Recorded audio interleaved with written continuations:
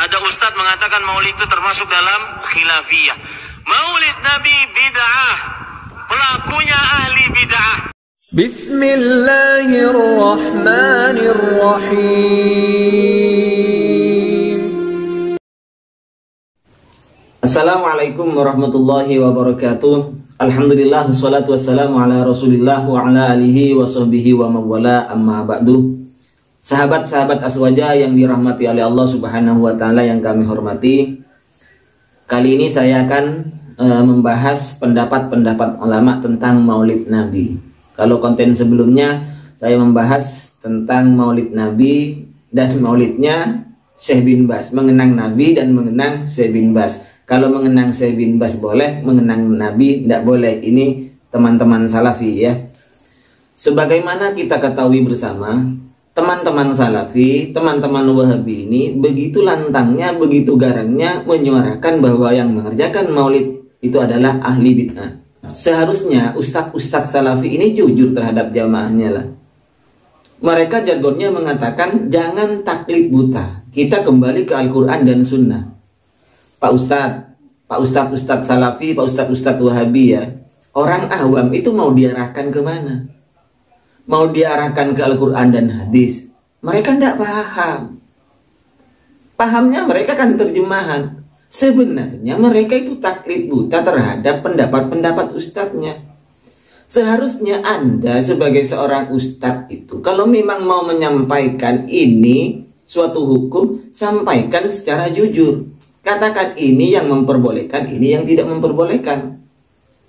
Kami pilih yang tidak memperbolehkan. Oke, itu hak Anda kan, kalau seperti itu. Jadi asalkan sampean sampaikan terhadap jamaahnya, ini maulid, menurut ini tidak boleh, menurut ini boleh. Saya lebih memilih ini. Itu hak Anda. Tetapi jangan salahkan orang yang mengikuti itu, yang mengikuti ulama A yang memperbolehkan. Karena yang memperbolehkan amalan maulid ini bukan ulama kaleng-kaleng loh. Ibnu Hajar al-Asqalani dari ulama Syafi'iyah, Ibnu Hajar al-Haytami juga dari ulama Syafi'iyah, Imam As-Suyuti juga dari ulama Syafi'iyah. Ini diantaranya yang memperbolehkan. Ibnu Hajar al-Asqalani kita kenal, beliau itu pensyarah Sahih Bukhari yang terkenal dengan namanya kitabnya Fathul Bari, terus kitab Bulughul Maram dan kitab-kitab yang lain. Jika Anda memvonis atau menuduh orang yang mengerjakan maulid itu disebut ahli bid'ah, maka berarti Ibnu Hajar al-Asqalani, Imam As-Suyuti, Ibnu Hajar al-Haytami juga sebagai ahli bid'ah. Kenapa? Karena beliau, mereka ini memfatwakan bolehnya maulid. Kalau begitu teman-teman Salafi, jangan pakai kitab Bulughul Maram, jangan pakai kitab Bulughul Maram, jangan pakai kitab Fathul Bari, jangan pakai kitab-kitabnya Ibnu Hajar al-Asqalani, Ibnu Hajar al-Haytami dan Imam As-Suyuti. Jangan dipakai itu, karena mereka ahli bid'ah, mereka yang memfatwakan kan. Baik, saya baca satu saja dari pendapatnya Ibnu Hajar al-Asqalani, pengarang kitab Fathul Bari dan Bulughul Maram yang sering dikaji oleh teman-teman Salafi ini, teman-teman Wahabi ini. Ibnu Hajar al-Asqalani mengatakan, aslu amalil maulid bid'atun. Asal pekerjaan maulid itu memang bid'ah.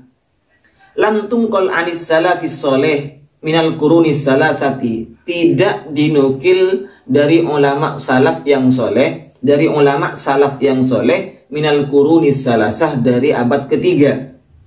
Walakinnaha ma'adhalika istamalat ala mahasina wadiddiha. Amalan maulid itu mengandung unsur kebaikan dan kebalikannya, yakni ada juga yang mengandung unsur kejelekan.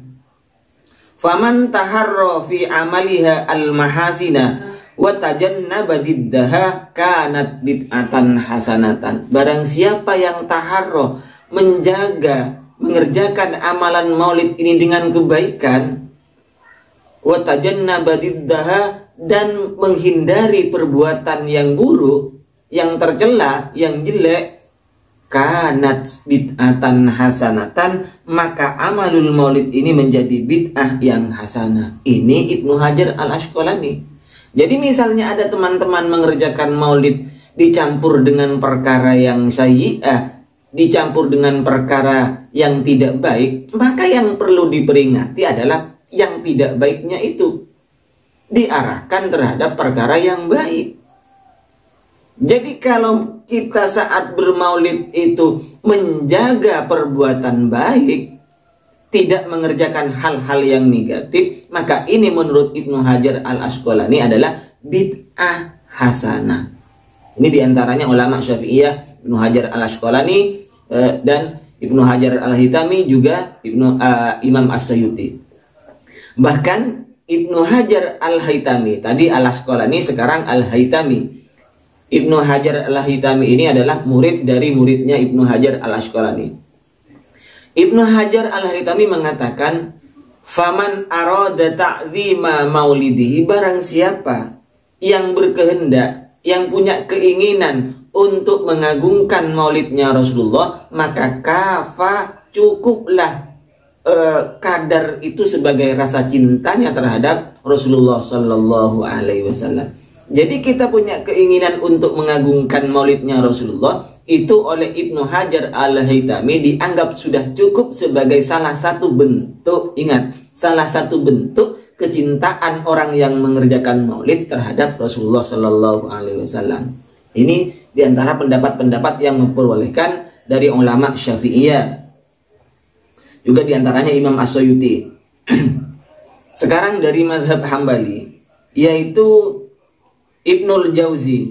Qala Ibnul Jauzi rahimahullah, min khawasihi, termasuk kekhususan maulid, annahu amanun fi dzalikal am, yaitu terjadi keamanan di tahun itu, wa busyra ajilah, dan kebahagiaan yang cepat, binailil bughyah wal maram, dengan memperoleh maksud dan tujuannya. Ini Ibnu Jauzi dari mazhab Hambali. Sekarang dari mazhab Maliki, ya. Mazhab Maliki yaitu Ibnul Hajj Al-Maliki. Fakana yajibu an tasdada yaumal isnaini saniya asyara fi rabi'il awal minal ibadat wal khair. Maka sepatutnya, sewajibnya kita untuk menambah pekerjaan ibadah pada hari Senin tanggal 12 Rabiul Awal, menambah kebaikan dan menambah ibadah. Tujuannya apa? Syukron lil maula, sebagai tanda syukur terhadap Allah Subhanahu wa ta'ala, alama aulana min hadhihin ni'amil azimah, karena telah memberikan kita nikmat yang agung, yaitu berupa Rasulullah Sallallahu Alaihi Wasallam. Wa a'zamuha, ingat ini dari mazhab Maliki, wa a'zamuha miladul Mustafa Sallallahu Alaihi Wasallam. Paling agungnya nikmat yang diberikan oleh Allah Subhanahu wa ta'ala itu adalah miladul Mustafa, kelahiran Rasulullah Sallallahu Alaihi Wasallam. Kemudian wa min ta'zimihi Sallallahu Alaihi Wasallam, termasuk mengagungkan Rasulullah Sallallahu Alaihi Wasallam, al-farahu, yaitu rasa bahagia, bilailati wiladatihi, di malam kelahiran beliau, wa qiraatil maulid, dan membaca maulid. Ini pendapat dari mazhab Maliki. Sampaikan kepada jamaahnya untuk ustadz-ustadz salafi, inilah pendapat ini dari mazhab Syafi'i yang memperbolehkan, ini dari mazhab Hambali yang memperbolehkan, ini dari mazhab Maliki yang memperbolehkan, ini yang tidak memperbolehkan. Sampaikan.